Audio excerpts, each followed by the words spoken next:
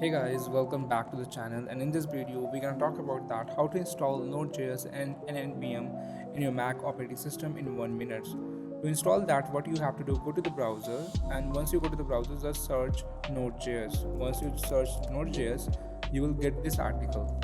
Okay, this URL link. Click on this URL link. After this, click on download Node LTS. Like LTS means latest version. Click on this link.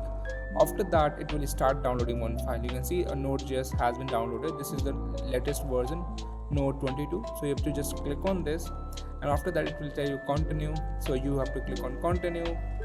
Okay, agree and install, and it's gonna ask me the password. So let me type the password. Install software. After that, what it's gonna do, it will just install the Node.js in your local machine. That's how. Okay, now after this they are telling that, do you want to move to the bin? Yes, I want to move to the bin.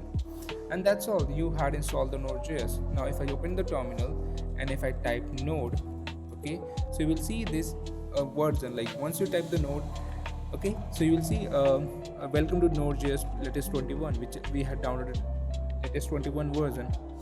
All right, so this is how you can check that node version. Whatever the node version you are downloading, node-v, and it will return you the node version.